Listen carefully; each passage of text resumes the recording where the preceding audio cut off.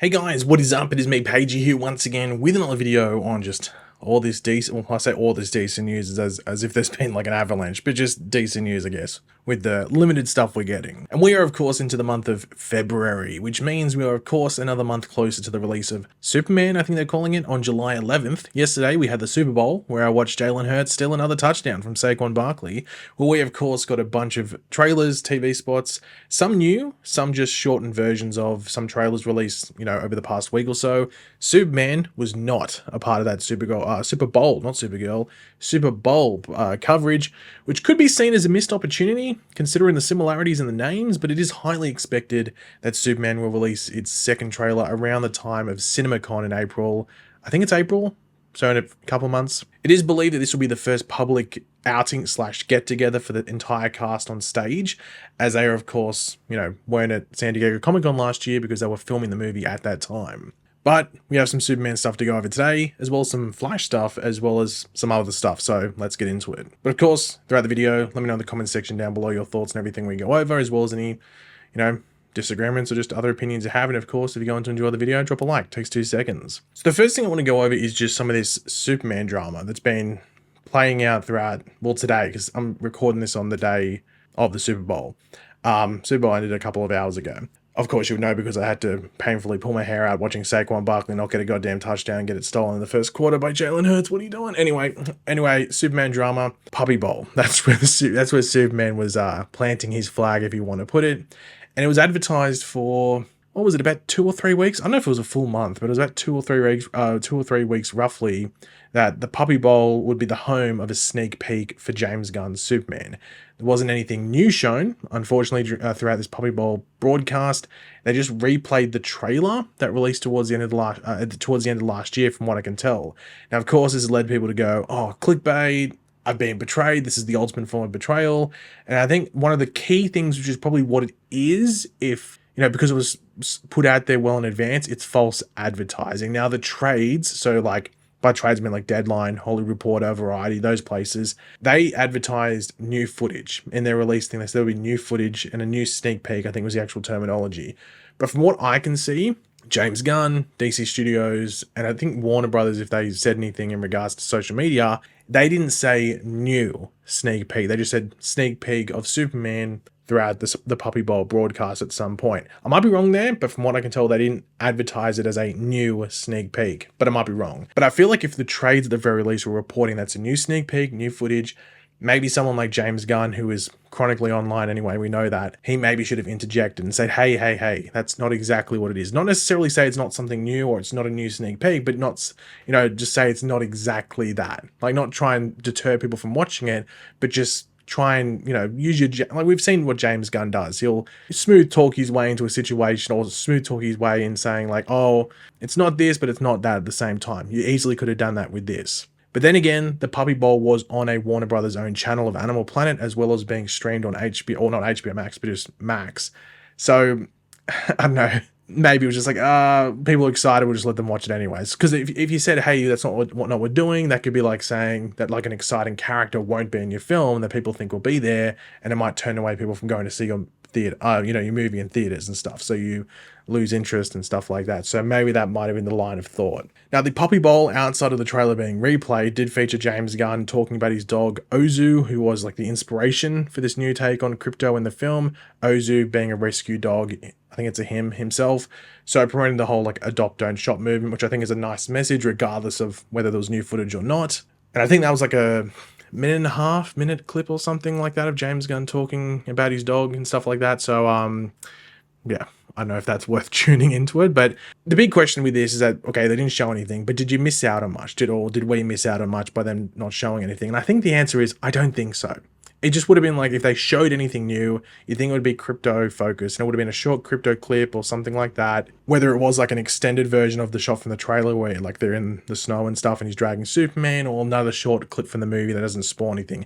Nothing too exciting. But I think it's just the fact that people watched I think it was 2 hours or like around 2 hours of puppies running around, and just they were thinking they were gonna get something Superman related, and that like they're gonna get rewarded from watching that 2 hours. So I think that's where the complaints are coming from and are somewhat warranted. To be completely honest, it sort of reminds me of DC Fandom, the second one where it was like 3 hours long. They showed nothing new. There was nothing new, and it was the only thing new was like the Batman trailer right at the end. And just like, why not just release the Batman trailer itself? Why'd you cling us here or stick us here for 3 hours and show nothing else except for this new Batman trailer? Sort of reminds me of that. But it wasn't, I guess, a wasted day if you're on the Superman hashtag, because they did reveal a new look at Guy Gardner's Green Lantern, as you can see on the screen right here. Obviously, Nathan Fillion portraying him. Obviously, being very much like Guy Gardner. I think it's weird that this is the advertising they did. I think it works, but it's also like, couldn't have done anything better. But to be fair, nothing new came out today, which, I mean, there was the Thunderbolts trailer, but I think that would have taken the attention regardless. So I think if Superman even put out like a short clip, whether it was the crypto thing or even whatever, I think that Thunderbolts trailer, because it was, what, 2.5 minutes or something, would have taken the limelight. So maybe it was smart for Superman not to just force something in there and then maybe wait for a bit of a clearer period, if you want to put it, where you don't have much competition in regards to getting eyeballs and stuff like that, like they did with the first trailer. Follow that game plan, because it worked really well there. If they'd waited until this week to maybe show some stuff, I think it gets buried. It doesn't get completely buried. Of course, people talk about it, but of course, like Jurassic World, Fantastic Four, and some of the other things would have taken some of that attention away. Superman got like almost a month of no competition with that trailer, so maybe they'll follow that thing going forward. The next thing to talk about is this cancelled Flash game that just popped up. Now, this is coming from Bloomberg. I think they were the ones that exclusively reported. I'm not 100% sure, but according to them, a Flash game was in the works at WB Games Montreal, but was scrapped after the poor reception to the movie, of course, in 2023, starring Ezra Miller, because they were sort of seeking to make a game on a more recognizable character, because I think that had some characters thrown up there, one of which we'll talk about in a second, but they wanted one of like the bigger characters, but not necessarily Batman, because that's Arkham. Could have done Superman, but the Superman games may be a bit harder to get going or like make work consistently. And of course, there was already that Wonder Woman game being worked on by, I think it's Monolith Studios. I think it was the name of that studio that's making it. So what's the next best character after the Trinity? Essentially the Flash or Green Lantern. But Green Lantern is arguably as hard as a Superman or a Flash game to make. So I don't know. This is the big thing. Who do we blame? Do we blame the movie? Because I think the movie's good. Like, and I know people go, look, I think the movie's good. I really enjoyed the movie. But who do we blame? Do you blame the movie? Because I think it's good. Or do you blame the people that didn't go watch it? It's like, hey, idiots, you should have gone and go and watch the movie, because but then we got a cool Flash game. Surely you could have spared $15 or something, or like $10, like 2 weeks after the movie came out on like a tight ass Tuesday. Or they do that in Australia where you get cheap movie tickets on a Tuesday. I'm not too sure what it's like in other countries, but surely you could have done that. We would have got a Flash game. What are you doing? God, I don't know who to blame. Maybe we'll blame everyone. Everyone's at fault. So we're not pointing fingers. Though I feel like I should be pointing fingers at a group. But anyway. But apparently one of the other games that was pitched but never approved, which sort of led to them going, oh, okay, well, we need to go for a bigger character, which made them think of the Flash, was a Constantine game, which I think that's a really solid idea. But I think like there's obviously a lot of games that maybe fold into that, where it's like, okay, we have to make it a bit different, because are you just going to make like a game like, well, not necessarily Devil May Cry, but something along those lines, and you're just putting a Constantine skin on it? Because sometimes games get accused of that, and I think you can do it with like what you're seeing with like Marvel Rivals, which is Overwatch with a Marvel skin on it, but that's the whole point of the game. It's just meant to essentially be that, but you get to play with Marvel characters. But yeah, I don't know, like, of course, we haven't had any like progress when it comes to what James Gunn is planning with the video game side of his DC Studios. He said it's going to play into his storyline. I think everyone knows that's got a bit of a question mark on it, because games take so long to develop. It's not like a movie where, like when James Gunn wrote Superman at the end of finished at the end of 2023, I think, no, end of 2022, and they were filming by first half of 2024. Like a game, you got to write the script, obviously, then you got to start developing. There's all this testing and stuff. It takes like probably twice as long to get a decent game out there. So yeah, I don't know how that's going to work, but I mean, with all this potential, that's all these apparent plans that aren't just playing out, it sort of gets you frustrated and makes you want to go, what the hell's going on? Release these games. But apparently Warner Brothers Games, or WB Games, I think it's most of us would see, like across the board has been underperforming, because of course I had like Gotham Knights and stuff like that. I think like Multiverses just shut its servers, I think, and Suicide Squad Kills the Justice League, lost them heaps of money. I think they had a also that Quidditch Harry Potter game as well didn't perform as well as they thought it would. That played into them losing money as well.